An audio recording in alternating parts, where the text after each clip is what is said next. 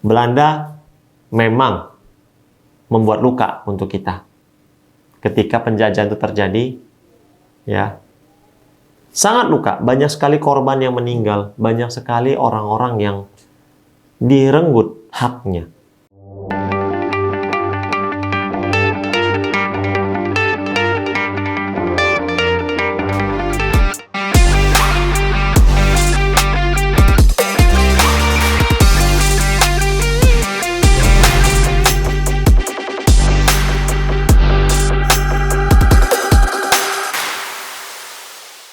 Salam kemajuan. Bersama saya Sonsito. Hari ini kita akan membahas tentang kereta api. Wah, teman-teman pasti udah sering naik kereta api ya.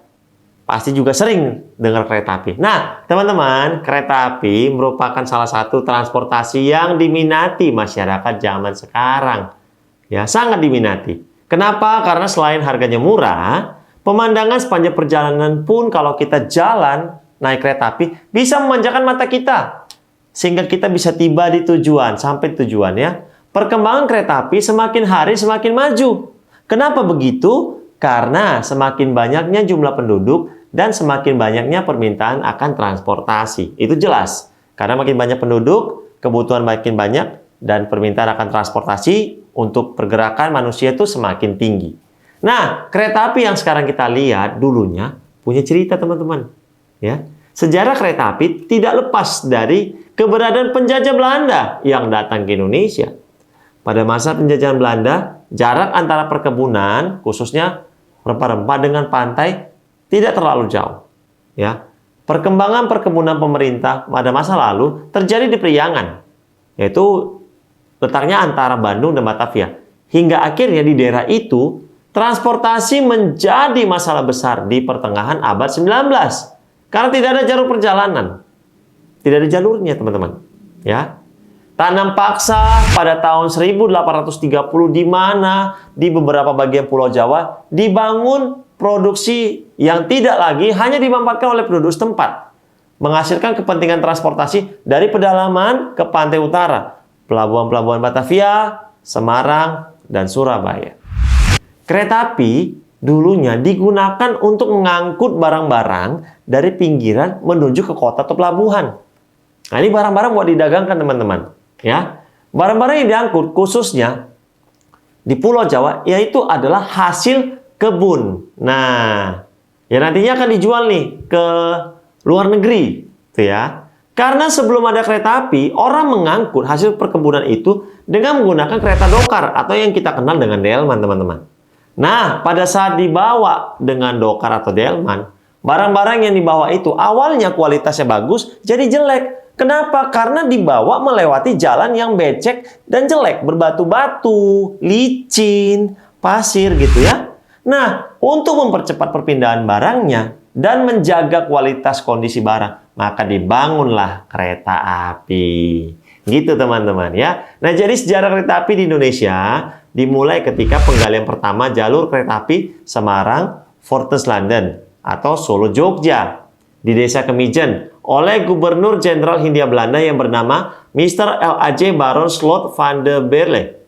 Ya, tanggal 17 Juni 1864. Pembangunan dilakukan oleh perusahaan Belanda yang bernama Netherlands Indisch Spoorweg Maatschappij atau NISM menggunakan lebar sepur 1435 mm.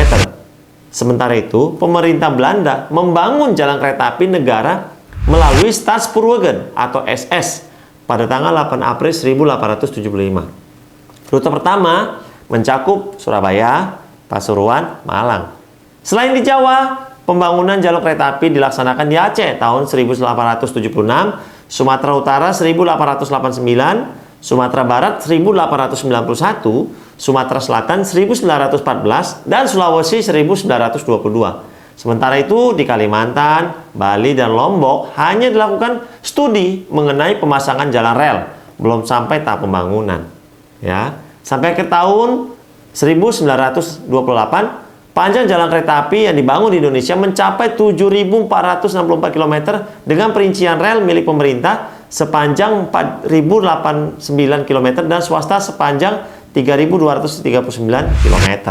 Nah, teman-teman, kehadiran kereta api yang dibangun oleh Belanda menjadi sebuah transportasi baru yang membuat perubahan di Indonesia.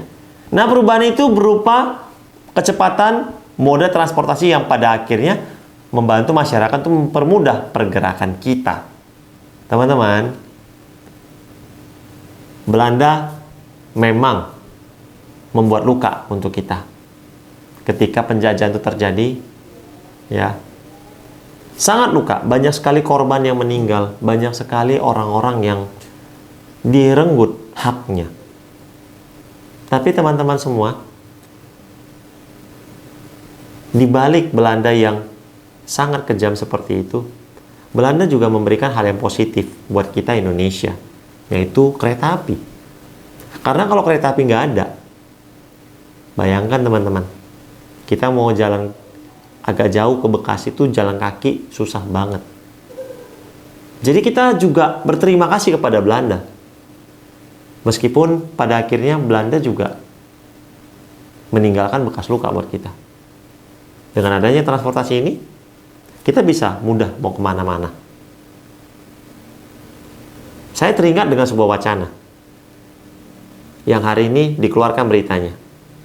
Pemerintah Belanda meminta maaf untuk 250 tahun penjajahan yang terjadi di Indonesia dengan alasan melanggar hukum kemanusiaan.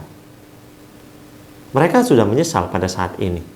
Meskipun dulu mereka tidak pernah berpikir bahwa efek dari semuanya itu adalah korban. Ya. Tapi mari teman-teman, mari kita lihat sisi positif yang ditinggalkan oleh Belanda. Salah satunya di kereta api. Karena dengan mereka meninggalkan kereta api, itu juga bisa membawa kebaikan buat kita. Sehingga kita tidak perlu lagi berlelah mau datang ke tempat saudara kita, hanya dengan memesan tiket, naik kereta api, selesai. Kita bisa sampai dengan tujuan, kita bisa bertemu dengan sanak saudara kita yang kita senangi, yang kita kasihi bersama-sama.